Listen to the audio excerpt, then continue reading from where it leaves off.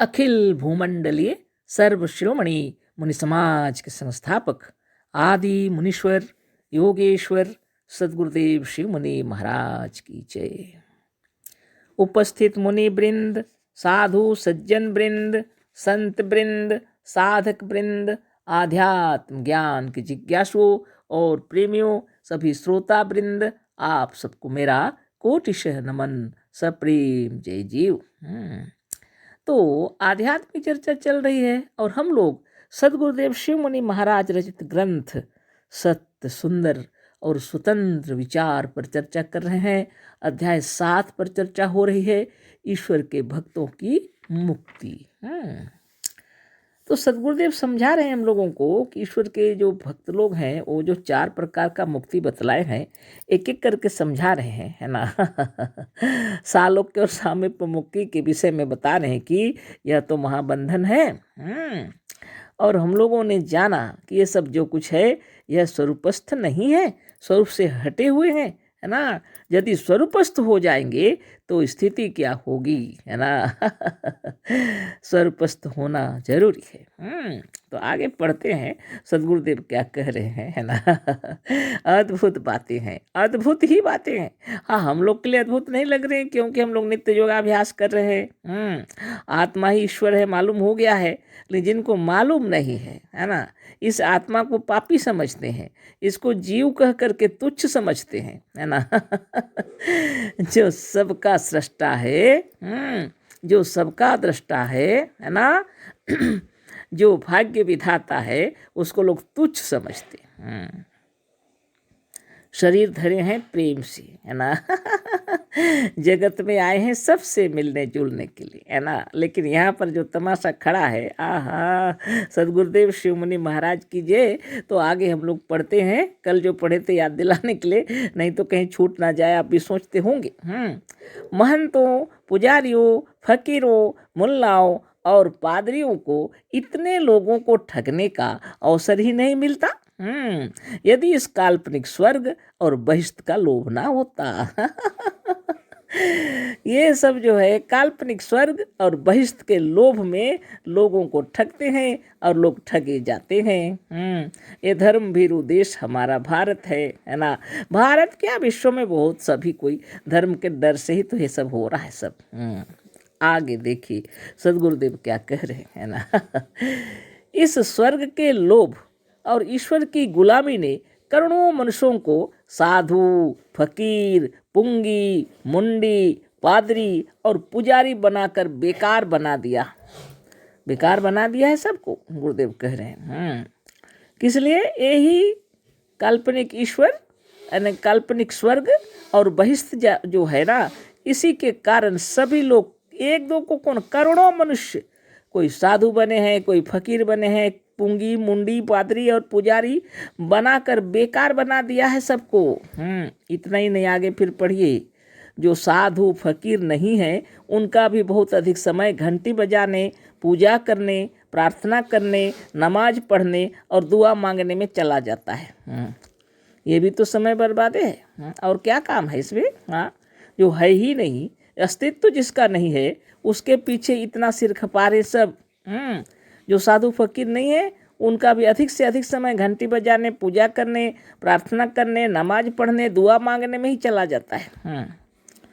आगे फिर देखिए, लाखों एकड़ जमीन मंदिर, मस्जिद, चर्च और कब्रिस्तान में फंसकर बेकार हो गई है ना। नहीं, देखिए वो साफ लिखा हुआ है, गुरुदेव लिखे, आप भी आंख फाड़ के देख लीजिए दुनिया में क्या है।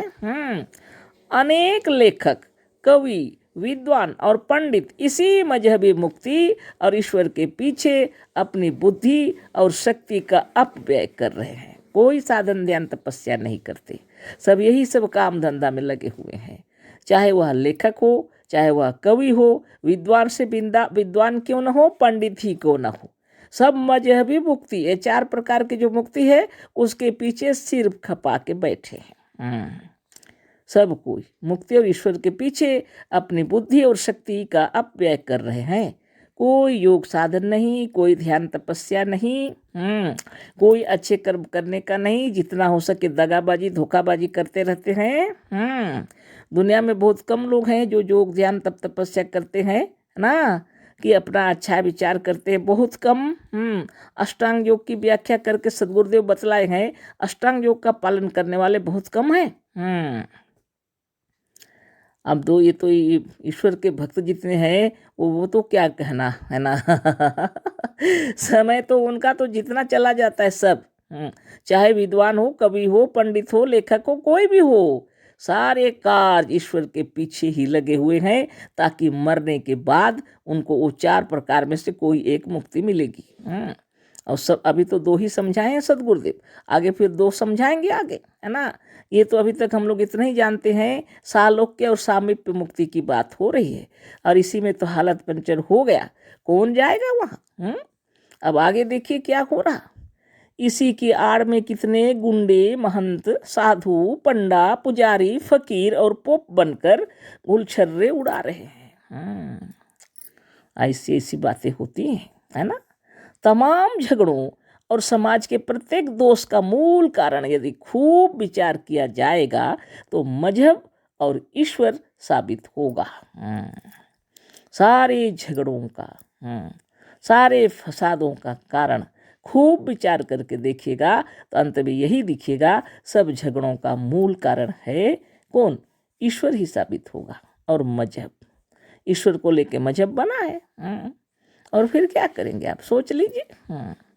इन काल्पनिक पूजा, इन काल्पनिक विचारों से यदि मनुष्य मुक्त हो जाए, ये जितने सब काल्पनिक विचार हैं, इससे यदि मनुष्य मुक्त हो जाए तो यह संसार सचमुच स्वर्ग बन जाए, है ना।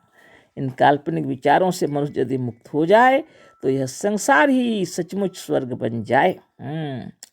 गुलामी और परतंत्रता सब अवगुणों और पापों की जड़ है। गुलामी और परतंत्रता सब अवगुणों और पापों की जड़ है। आत्मज्ञान द्वारा मजहब और ईश्वर को छोड़कर मनुष्य देवता बन जाएगा। सिर्फ आत्मज्ञान जरूरत है।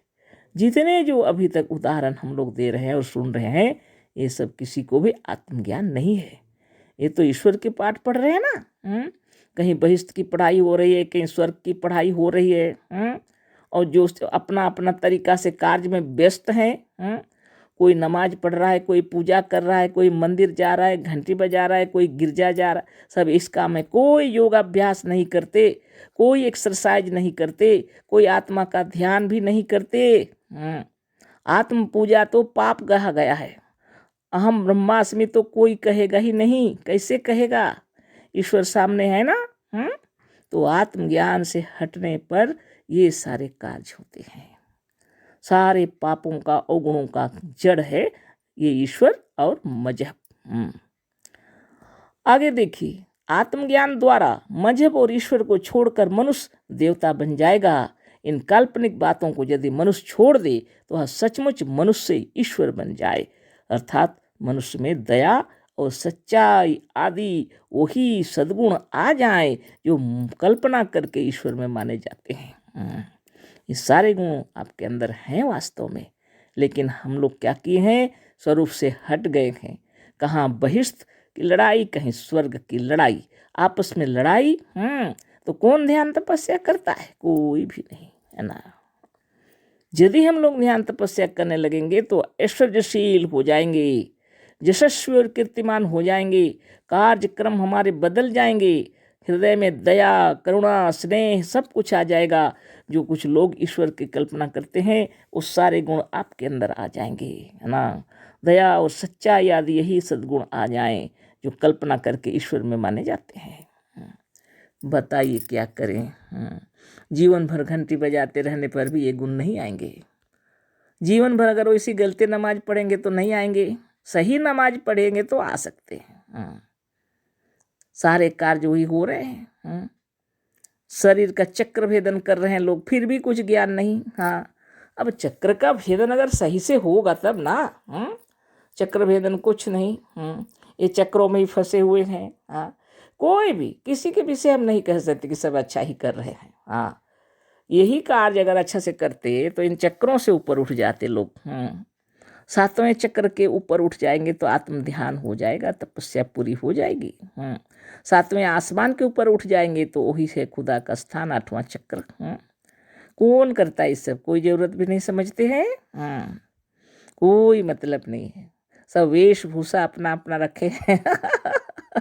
हिंदू, मुस्लिम, सिख, ईसाई, वेशभूषा, क्या कहना है। ये वेशभूषा से काम नहीं चलने वाला है। ध्यान मगन होकर आत्मज्ञानी होना पड़ेगा। ब्रह्मत्व को प्राप्त करने के लिए तपस्या करनी पड़ेगी। घर परिवार में जितने हैं सबके साथ अच्छा व्यवहार करना पड़ेगा और बाहर जगत में निकलने पर भी अच्छा व्यवहार करना पड़ेगा। जब तक यम नियम नहीं होगा पक्का, तब तक आसन, प्राणायाम, प्रत्याहार, धारणा, ध्यान, समाधि कुछ नहीं होगा। अगर यम नियम पक्का नहीं है तो नमाज आप जितना बार जितना नियम से पढ़िए, यम नियम अगर पक्का नहीं है तो आप पढ़ लीजिए आपके कुरान शरीफ में क्या लिखा है हमें नहीं पता। देख लिए, अच्छी तरह से देख लीजिए।